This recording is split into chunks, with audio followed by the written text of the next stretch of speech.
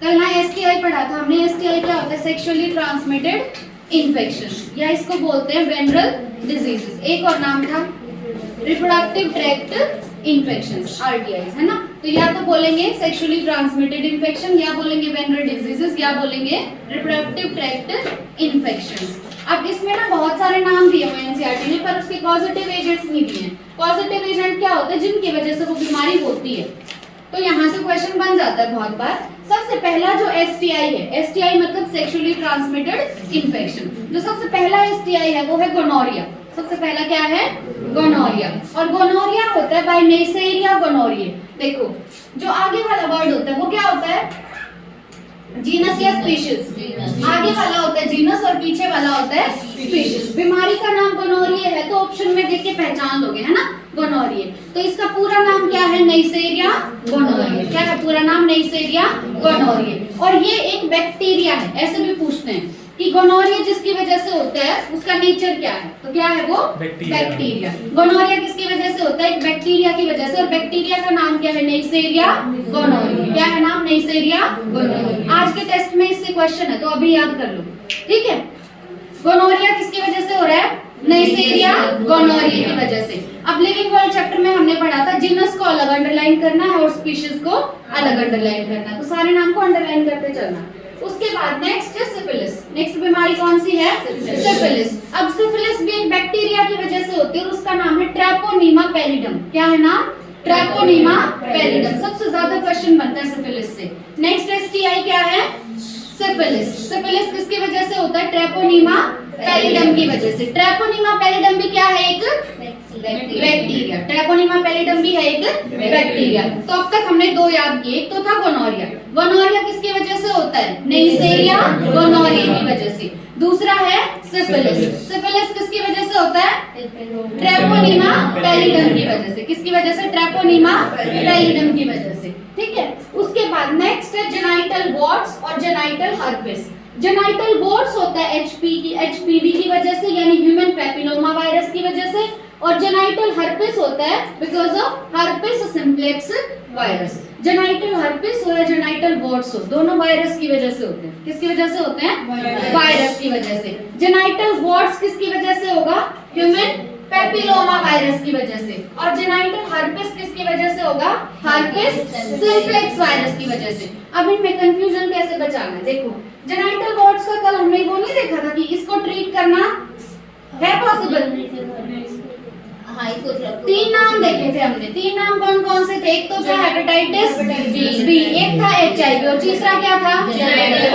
Genital herpes. एक था genital herpes. Genital herpes को ट्रीट करना पॉसिबल नहीं है। बाकी जो हैं उनको ट्रीट करना पॉसिबल है। तीन को ट्रीट करना पॉसिबल नहीं है। वो तीन कौन कौन से थे? एक तो था हेपेटाइटिस बी, एक था एचआईवी जिसकी वजह से एड्स होता है, और एक था जेनाइटल हर्पिस। एक था जेनाइटल हर्पिस। अब जेनाइटल हर्पिस होता किसकी वजह से है? हर्पिस सिम्प्लेक्स वायरस की वजह से। कि वायरस दिखता तो सिंपल सा है पर जब बीमारी कर देगा तो उसको ठीक करना पॉसिबल नहीं है। तो हर्पिस सिम्प्लेक्स वायरस की वजह से क्या होगा? Genital herpes. जेनाइटल वॉर्ट्स किसकी वजह से होगा?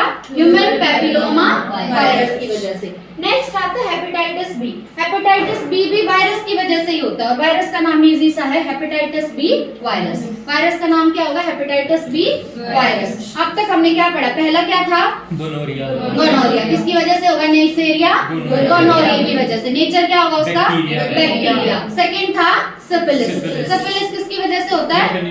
ट्रैपोनीमा पैलिडम की वजह से। सिफिलिस किसकी वजह से होगा? ट्रैपोनीमा पैलिडम की वजह से। थर्ड था जेनाइटल वॉर्ट्स। थर्ड था जेनाइटल वॉर्ट्स। किसकी वजह से होगा? Human papilloma virus. किसकी वजह से? ह्यूमन पैपिलोमा वायरस की वजह से। नेक्स्ट था जेनाइटल हर्पिस। किसकी वजह से होगा? हर्पिस सिम्प्लेक्स वायरस की वजह से। नेक्स्ट है हेपेटाइटिस बी। हेपेटाइटिस बी किसकी वजह से होगा? हेपेटाइटिस बी वायरस की वजह से। इसको भी ट्रीट करना पॉसिबल नहीं है। नेक्स्ट है क्लमाइडियासिस। क्लमाइडियासिस जो है नाम से ही पता चलेगा इसमें, तो क्लमाइडिया ट्रैकोमैटस किसकी वजह से होगा? क्लमाइडिया ट्रैकोमैटस। ये भी एक बैक्टीरिया है। ये भी क्या है? एक बैक्टीरिया। क्लमाइडियासिस किसकी वजह से होगा? क्लमाइडिया ट्रैकोमैटस। किसकी वजह से? क्लमाइडिया ट्रैकोमैटस की वजह से। है इसका भी? बैक्टीरिया। बैक्टीरिया। उसके बाद नेक्स्ट है ट्राइकोमोनियासिस। नेक्स्ट क्या है? ट्राइकोमोनियासिस। अब ट्राइकोमोनियासिस भी नाम से ही पता चल जाएगा, ट्राइकोमोनास वजाइनैलिस। ठीक है, इसका पॉजिटिव एजेंट क्या है? ट्राइकोमोनास वजाइनैलिस। क्या है पॉजिटिव एजेंट? ट्राइकोमोनास वजाइनैलिस। इसका इंपॉर्टेंट है, ये ना वायरस है ना बैक्टीरिया है, ये है एक प्रोटोजोअल पैरासाइट। ये क्या है? एक प्रोटोजोअल पैरासाइट, प्रोटोजोआ का मेंबर है ये। लास्ट आता है एड्स। एड्स किसकी वजह से होता है? एचआईवी की वजह से। और एचआईवी क्या है? एक वायरस। एचआईवी क्या है? एक वायरस, जो कि है ह्यूमन इम्यूनो डेफिशिएंसी वायरस। ठीक है, ट्राइकोमोनियासिस किसकी वजह से होगा? ट्राइकोमोनास वजाइनैलिस की वजह से, जो कि है एक प्रोटोजोअल पैरासाइट, प्रोटोजोआ। ये ध्यान रखना है। पहला क्या था हमारे पास? गोनोरिया। किसकी वजह से होगा? नेइसेरिया गोनोरिया की वजह से। सेकंड था सिफिलिस। सिफिलिस किसकी वजह से होगा? ट्रैपोनीमा पैलिडम की वजह से। थर्ड था जेनाइटल वॉर्ड्स। जेनाइटल वॉर्ड्स किसकी वजह से होगा? ह्यूमन पैपिलोमा वायरस की वजह से। फोर्थ होगा जेनाइटल हर्पिस। किसकी वजह से होगा? हर्पिस सिम्प्लेक्स वायरस की वजह से। नेक्स्ट है हेपेटाइटिस बी। किसकी वजह से होगा? हेपेटाइटिस बी वायरस की वजह से। नेक्स्ट क्या था? क्लमाइडियासिस। नेक्स्ट था क्लमाइडियासिस। किसकी वजह से होगा? Chlamydia trachomatis. किसकी वजह से? Chlamydia trachomatis. ये भी क्या है? एक बैक्टीरिया। ये क्या है? एक बैक्टीरिया। नेक्स्ट है ट्राइकोमोनियासिस। ट्राइकोमोनियासिस किसकी वजह से होगा? ट्राइकोमोनास वजाइनैलिस की वजह से, जो है एक प्रोटोजोअल पैरासाइट। लास्ट बचता है एड्स, जो होगा किसकी वजह से? एचआईवी की वजह से। एचआईवी क्या है? Human immuno deficiency virus. कोई ऐसा जिसको याद ना हुआ? शायद 2 या 3 क्वेश्चन आज के टेस्ट में। ठीक है, लिख लिया सबने?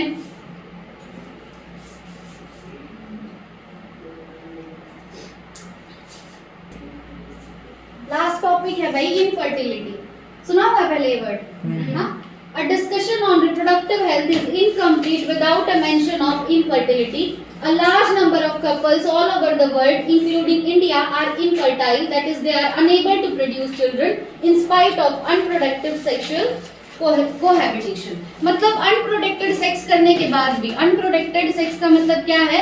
कि वो कोई भी कॉन्ट्रासेप्टिव मेथड यूज नहीं कर रहे, उसके बाद भी अगर कपल फर्टाइल नहीं है, उसके बाद भी अगर कपल बच्चे पैदा नहीं कर पा रहा है, तो उस कपल को हम बोलेंगे इनफर्टाइल। क्या बोलेंगे? कपल को इनफर्टाइल। ठीक है, तो इनफर्टिलिटी को डिफाइन करते हुए तुम्हें ये बात ध्यान में रखनी है कि जो इंटरकोर्स है वो कैसा किया जा रहा है?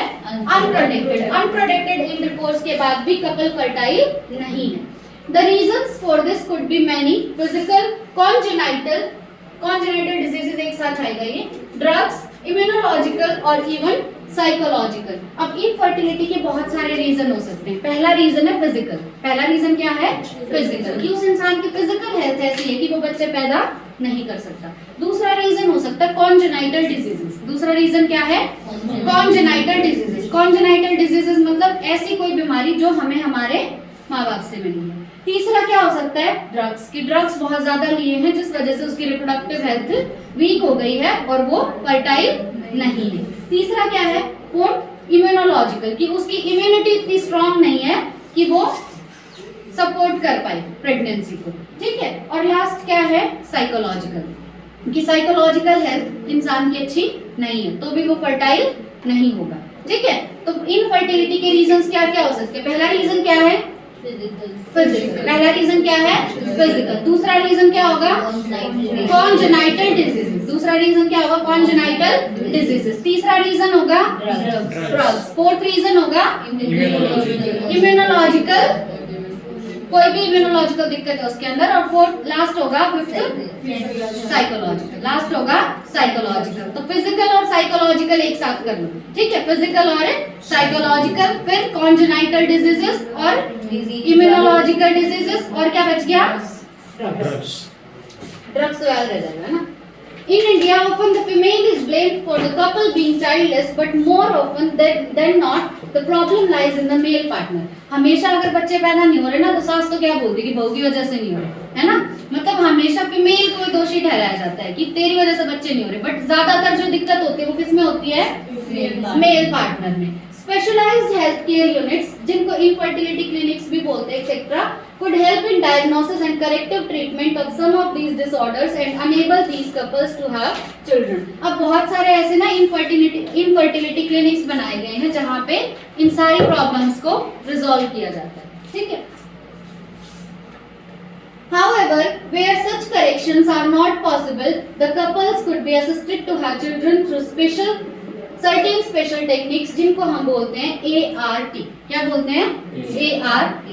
देखो, अगर कोई कपल इनफर्टाइल है, मतलब वो कपल अपने बच्चे पैदा नहीं कर सकता, वो डॉक्टर के पास गए, डॉक्टर ने बोला कि ठीक है तुम्हारी बीमारी का इलाज है और तुम्हारी इनफर्टिलिटी रिवर्स हो जाएगी, मतलब तुम इनफर्टाइल हो लेकिन ये ट्रीटमेंट लो, तुम फर्टाइल हो जाओगे, मतलब तुम अपने बच्चे पैदा कर सकते हो. ये तो हो गया उनकी बीमारी का ट्रीटमेंट, ये तो हो गया उनकी बीमारी का ट्रीटमेंट. लेकिन अगर ऐसा है कि वो ट्रीट हो ही नहीं सकता, तो फिर डॉक्टर उनको सजेस्ट करेगा ART. क्या सजेस्ट करेगा? ART. ART मतलब असिस्टेड रिप्रोडक्टिव टेक्नोलॉजी. ART का मतलब क्या है? असिस्टेड रिप्रोडक्टिव टेक्नोलॉजी, ठीक है. अब असिस्टेड रिप्रोडक्टिव टेक्नोलॉजी में जैसे तुम लोगों ने IVF सुना है, बहुत बार हम होर्डिंग्स देखते हैं ना, तो IVF भी क्या है? एक ART. IVF कौन से कपल्स जाएंगे? जो फर्टाइल नहीं है, उन्होंने सारे ट्रीटमेंट ले लिए पर वो ट्रीटमेंट वर्क नहीं कर रहे, तब वो IVF कराते हैं. और IVF भी क्या है? एक ART, ठीक है. तो लास्ट ऑप्शन क्या बचता है कपल्स के पास? ART. ART की फुल फॉर्म बताओ जल्दी. Assisted reproductive technology. अब यहाँ से भर भर के क्वेश्चन आते हैं तो बिल्कुल ध्यान से पढ़ना. ART की फुल फॉर्म बताओ. Assisted reproductive technology. हाँ, अब फर्स्ट है हमारे पास IVF. IVF मतलब इन विट्रो फर्टिलाइजेशन. IVF मतलब इन विट्रो फर्टिलाइजेशन. देखो होता क्या है कि फीमेल की ओवरी ने एग रिलीज किया, फिर एम्पुला रीजन तक स्पर्म चल के आया, वहां पे फर्टिलाइजेशन हुआ और जाइगोट बन गया. तो जनरली हमारे अंदर ह्यूमंस में आमतौर पे क्या होता है? फर्टिलाइजेशन फीमेल की बॉडी के अंदर, हमेशा फीमेल की बॉडी के अंदर होगा फर्टिलाइजेशन. फेलोपियन ट्यूब के कौन से एरिया में? एम्पुला. कौन से एरिया में? एम्पुला में. अब फर्टिलाइजेशन फीमेल की बॉडी के अंदर हो रहा है, तो उस फर्टिलाइजेशन को क्या बोलेंगे? इन विवो या इन विट्रो? In vivo. क्या बोलेंगे?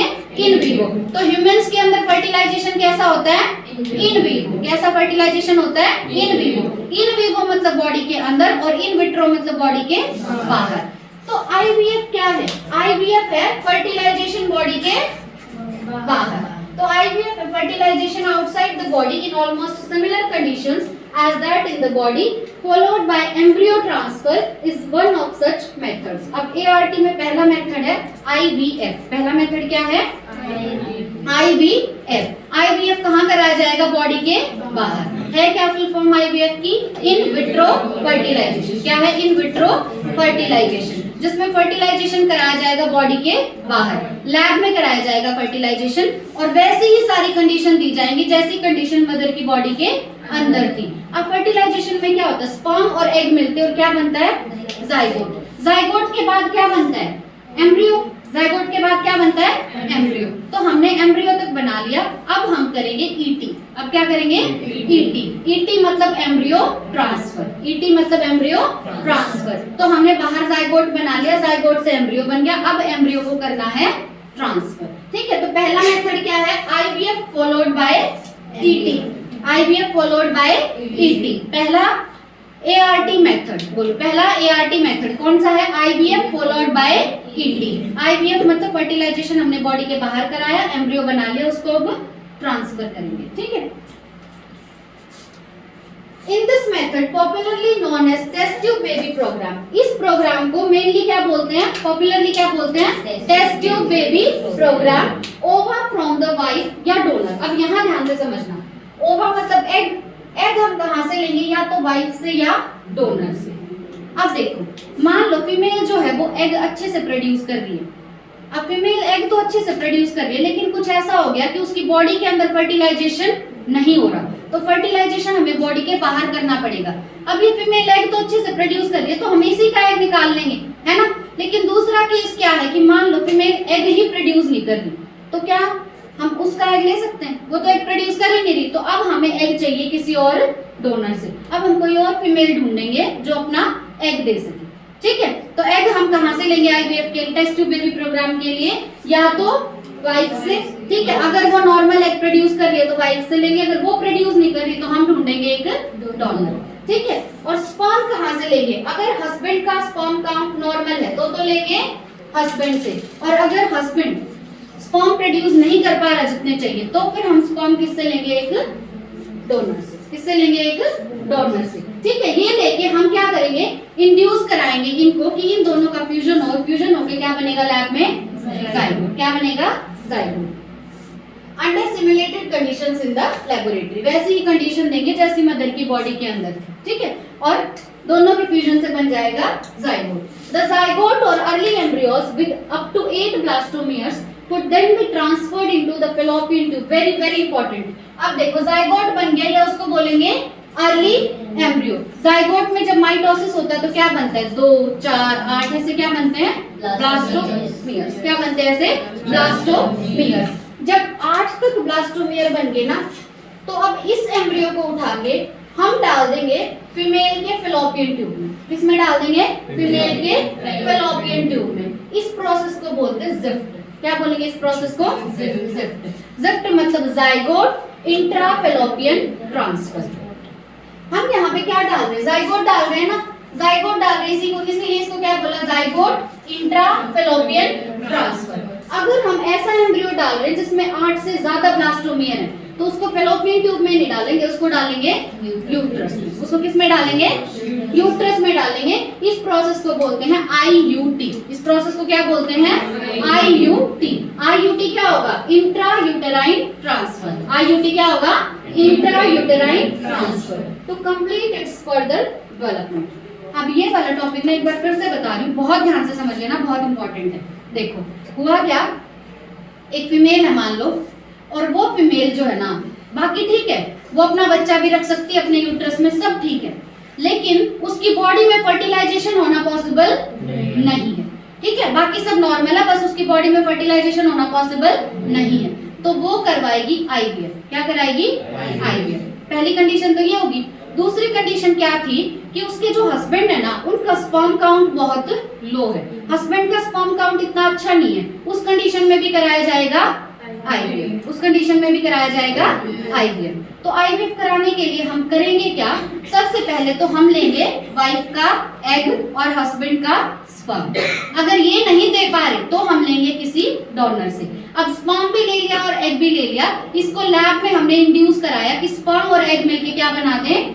जाइगोट। स्पर्म और एग मिलके बना देंगे जाइगोट। अब जाइगोट से हमें पता है क्या बनता है? ब्लास्टोमियर। क्या बनते हैं? ब्लास्टोमियर। जब इस जाइगोट से 8 तक ब्लास्टोमियर बन गए तो इन ब्लास्टोमियर को उठा के हम उस मदर की बॉडी में डाल देंगे। आगे तो रख सकती है ना वो अपना बच्चा, बस उसकी बॉडी में फर्टिलाइजेशन होना पॉसिबल नहीं था। अब ये एम्ब्रियो जो बन गया, इसको हम डाल देंगे किसमें? उसकी फेलोपियन ट्यूब में। अगर फेलोपियन ट्यूब में डाला है तो प्रोसेस को बोलते हैं ज़िफ्ट। क्या बोलते हैं? ज़िफ्ट, यानी zygote intrafallopian transfer. Fallopian tube के अंदर डाला है ना, तो इसीलिए इंट्रा। क्या डाला है? जाइगोट। कितने ब्लास्टोमियर थे उसमें? 8। प्रोसेस का नाम क्या दिया? Zygote intrafallopian transfer. लेकिन अगर 8 से फिर 16 बन गए, 16 तक अगर ब्लास्टोमियर बन गए तो फिर उसको फेलोपियन ट्यूब में नहीं डाल सकते, फिर हम उसको डालेंगे यूट्रस में। अब यूट्रस में अगर डाला तो इस प्रोसेस को बोलेंगे इंट्रा यूटेराइन ट्रांसफर। क्या बोलेंगे? Intra uterine transfer. अब आईयूटी और आईयूटी में कंफ्यूज मत होना। आईयूडी तो क्या था? Intra uterine device. आईयूडी था इंट्रा यूटेराइन डिवाइस। आईयूटी क्या है? Intra uterine transfer. Intra uterine transfer में हम यूट्रस में क्या डाल रहे हैं? एम्ब्रियो, जिसके अंदर कितने ब्लास्टोमियर हैं? 16 के आसपास, ठीक है। 8 से ज्यादा अगर बन गए तो डालेंगे यूट्रस में। Embryos formed by in vivo fertilization, fusion of gametes within the female also could be used for such transfer to assist those female who cannot conceive. अब हो सकता है कि फीमेल की बॉडी के अंदर फर्टिलाइजेशन तो पॉसिबल था, पर आगे वो अपने बच्चे को सपोर्ट नहीं कर सकती, तो फीमेल की बॉडी के अंदर जाइगोट तो बन गया, लेकिन आगे वो अपनी प्रेगनेंसी को सपोर्ट नहीं कर पा रही है, तो हम क्या करेंगे? उसका जाइगोट बाहर निकाल देंगे, या तो निकाल लेंगे 8 ब्लास्टोमियर की स्टेज में और दूसरी फीमेल के फेलोपियन ट्यूब में डाल देंगे, जिसको बोलेंगे ज़िफ्ट। क्या बोलेंगे? ज़िफ्ट। या फिर उसको हम डालेंगे 8 से ज्यादा ब्लास्टोमेयर की स्टेज में, जिसको बोलेंगे इंट्रायूटेराइन ट्रांसफर। ठीक है, तो ये ट्रांसफर अगर फीमेल सपोर्ट कर पा रही है अपनी प्रेगनेंसी को तो उसके अंदर भी डाल सकते हैं, लेकिन अगर वो सिर्फ फर्टिलाइजेशन सपोर्ट कर पा रही है तो हम दूसरी फीमेल में डाल देंगे, जाइगोट को या एम्ब्रियो। ठीक है, तो आईवीएफ जो है, आईवीएफ तो है in vitro fertilisation. In vitro fertilisation हो या इन विवो फर्टिलाइजेशन हो, दोनों के बाद क्या किया जाता है? Embryo transfer. Embryo transfer. Embryo transfer अगर 8 ब्लास्टोमेयर तक कर रहे हो तो ZZ, और 8 से ज्यादा पे कर रहे हो तो IUD। तुम्हें समझ तो आया ना? अगर फीमेल अपने अंदर ही फर्टिलाइजेशन सपोर्ट कर पा रही है तो ठीक है, उसके अंदर ही जाइगोट बन गया, लेकिन आगे वो कंसीव नहीं कर सकती, आगे अपनी प्रेगनेंसी नहीं संभाल सकती, तो उसकी बॉडी से निकाल के किसी और में डाल देंगे उस जाइगोट या एम्ब्रियो को, थ्रू ज़िफ्ट या IUD। ठीक है, transfer of an ovum collected from a donor into the fallopian tube. अब देखो, हम अगर ओवम लेके आए हैं किसी डोनर से और उसको फैलोपियन ट्यूब में डाल रहे हैं तो इसको बोलते हैं गिफ्ट। क्या बोलते हैं? गिफ्ट। गिफ्ट की फुल फॉर्म क्या होगी? Gamete intrafallopian transfer. क्या है इसकी full form? Gamete intrafallopian transfer of another female who can not produce one but can provide suitable environment for fertilisation and further development is another method attempted। अब एक और method आता है gift. एक और मेथड क्या है? गिफ्ट में क्या किया जाता है? एक फीमेल है, वो एग प्रोड्यूस नहीं कर पा रही है, ओवा प्रोड्यूस नहीं कर पा रही है, तो हम क्या ढूंढेंगे? कोई डोनर कि तू हमें अपना ओवा दे दे। वहां से ओवा लेके हम उसको इस फीमेल के फैलोपियन ट्यूब में डाल देंगे। कहाँ डाल देंगे? फैलोपियन ट्यूब में। ये फीमेल बिल्कुल अच्छी है, इसमें और कोई भी दिक्कत नहीं है, सब कुछ परफेक्ट है, बस दिक्कत क्या है कि ये एग प्रोड्यूस नहीं कर पा रही है, ओवा प्रोड्यूस नहीं कर पा रही है, तो ओवा हम लाएंगे किसी डोनर से, और डोनर से ओवा लाके हम उसके कौन से पार्ट में डालेंगे? फैलोपियन ट्यूब में। इसीलिए प्रोसेस का नाम दिया गैमेट इंट्राफैलोपियन ट्रांसफर। प्रोसेस का नाम क्या दिया? Gamete intrafallopian transfer. ठीक है, intracytoplasmic sperm injection. Next process क्या आती है? ICSI। नेक्स्ट प्रोसेस क्या है? ICSI। ICSI क्या है? Intracytoplasmic sperm injection is another specialized procedure to form an embryo in the lab in which a sperm is directly injected into the ovum। Lab में हमने एक ओवम लिया, ovum के cytoplasm में अगर डायरेक्ट स्पर्म डालना है तो कौन सी प्रोसेस से डालेंगे? ICSI। ICSI क्या है? Intracytoplasmic sperm injection. स्पर्म जो है उसको एग के कौन से पार्ट में जाना है? साइटोप्लाज्म में ही जाना है ना? तो वो अगर हम इंजेक्शन के थ्रू डाल रहे हैं तो प्रोसेस का नाम क्या होगा? ICSI, intracytoplasmic sperm injection.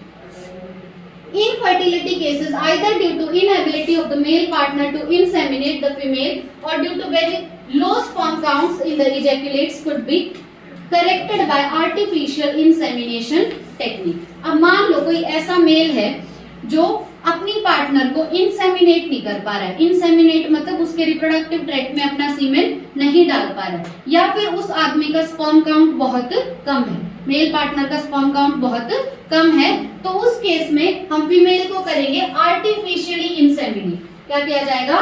Artificially inseminate. यहाँ पे हम AI का यूज करेंगे। AI मतलब आर्टिफिशियल इंसेमिनेशन। AI का मतलब क्या है? Artificial insemination.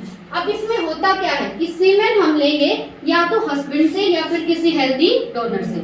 मतलब जो मेल पार्टनर है ना, उसके अंदर मान लो स्पर्म काउंट नॉर्मल है, सब ठीक है, लेकिन किसी रीजन की वजह से वो फीमेल को इंसेमिनेट नहीं कर पा रहा है, तो हम उसका सीमेन उससे लेके और उसकी जो फीमेल पार्टनर है उसके रिप्रोडक्टिव ट्रैक्ट में डाल देंगे। लेकिन अगर उसका स्पर्म काउंट ही कम है तो फिर हमें ढूंढना पड़ेगा एक डोनर। फिर हम डोनर से स्पर्म लेंगे और फिर हम जो सीमेन हमने कलेक्ट किया है उसको डालेंगे या तो वजाइना में या फिर यूट्रस में। अगर यूट्रस में डाल रहे हैं तो इस प्रोसेस को बोलेंगे इंट्रायूटेराइन इंसेमिनेशन। क्या बोलेंगे? Intrauterine insemination. ठीक है, मतलब अगर मेल के अंदर स्पर्म काउंट नॉर्मल है पर वो इंसेमिनेट नहीं कर पा रहे तो उसी से ले लेंगे सीमेन और फीमेल की वजाइना या यूट्रस में डाल देंगे। पर अगर उसका स्पर्म काउंट कम है तो फिर ढूंढना पड़ेगा एक डोनर, और डोनर से लेके हम फीमेल के या तो वजाइना में डालेंगे या फिर यूट्रस।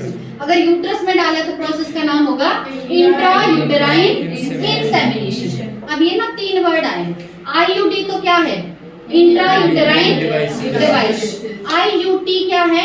Intra-uterine transfer. और IUI क्या है? Intra uterine insemination. IUI क्या है? Intra uterine insemination. Though options are many, all these techniques require extremely high precision handling by specialized professionals and expensive instrumentation. ये ऑप्शन तो बहुत सारे हैं इनफर्टिलिटी को दूर करने के, लेकिन ये सारे जो प्रोसीजर हैं इसमें बहुत स्पेशलाइज्ड डॉक्टर्स की जरूरत है ना, कोई भी इन्हें नहीं कर सकता, और साथ में जो इंस्ट्रूमेंट्स लगते हैं वो भी बहुत हाई क्लास वाले लगते हैं, ठीक है। तो इसीलिए ये जो मेथड है ये बहुत कॉस्टली है, बहुत ज्यादा महंगा पड़ता है। Therefore, these facilities are presently available only in very few centers in the country. Obviously, their benefits is affordable only a limited number of people. सब तो अफोर्ड नहीं कर सकते ना, गरीब आदमी तो अफोर्ड नहीं कर सकता इनको, है ना। Emotional, religious and social factors are also deterrents in the adoption of these methods. अब इन मेथड्स को अपनाना भी सबके बस की बात नहीं है। मान लो कोई फीमेल है, वो एग प्रोड्यूस नहीं कर पा रही, अब उन्होंने एग किसी और से लिया, तो उनकी फैमिली तो क्या बोलेगी कि ये बच्चा हमारा है ही नहीं, कि ये कहीं और से आया है। अगर स्पर्म किसी डोनर से लिया है तो पूरा लाइफ टाइम पेरेंट्स को ये लगेगा कि ये बच्चा हमारा नहीं है, क्योंकि स्पर्म किसी और से आया है। तो यहाँ पे बहुत सारे इमोशनल, रिलीजियस और सोशल फैक्टर्स भी आते हैं। Since the ultimate aim of these procedures is to have children, in India we have so many orphaned and destitute children who have probably not survived till maturity unless taken care of. कि बहुत सारे गरीब बच्चे भी हैं, बहुत सारे ऐसे बच्चे भी हैं जिनके माँ बाप नहीं हैं।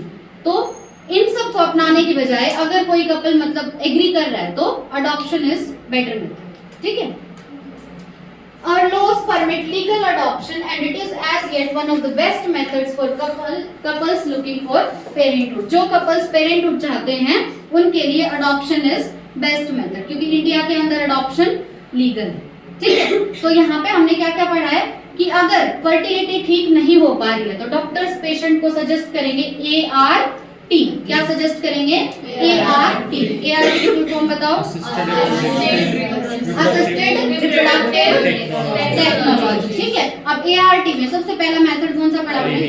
IVF। फुल फॉर्म बताना IVF। इन